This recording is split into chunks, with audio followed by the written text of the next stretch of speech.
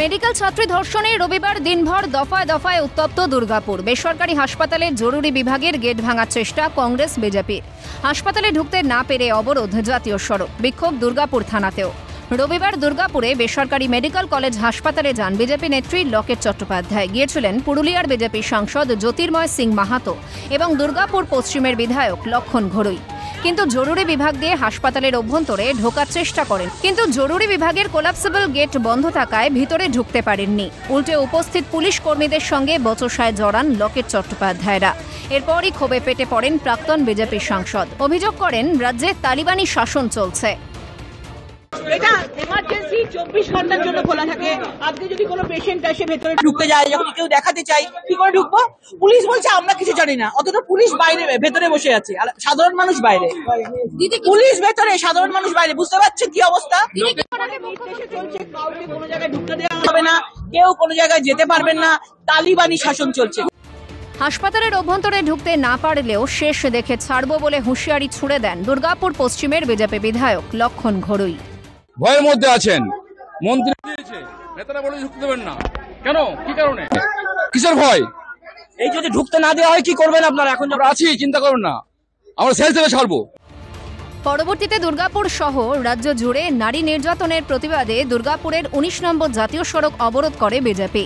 রাস্তায় শুয়ে পড়েন বিজেপি কর্মীরা। বেশ কিছুক্ষণের জন্য অবরুদ্ধ হয়ে পড়ে জাতীয় সড়ক। পরে পুলিশ পৌঁছে লকেট চট্টোপাধ্যায়, জ্যোতির্ময় সিং মাহাতোদের আটক করে থানায় নিয়ে যায়।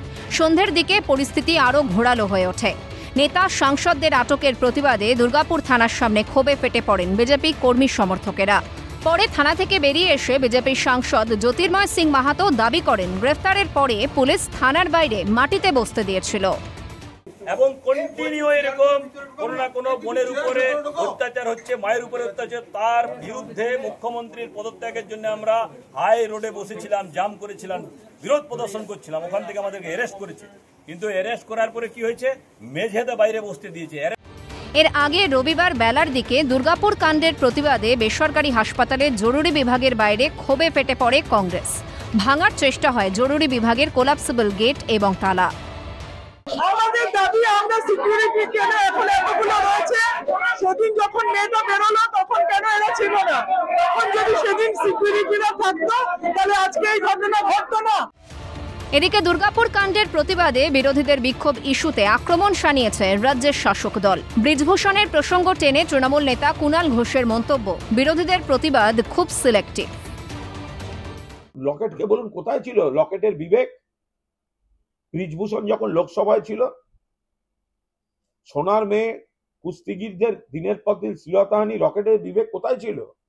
তখন মনে হয়নি জমুকতে গুলি করে মারা উচিত? তখন তো তাকে প্রোটেকশন দিয়েছে বিজেপি সরকার।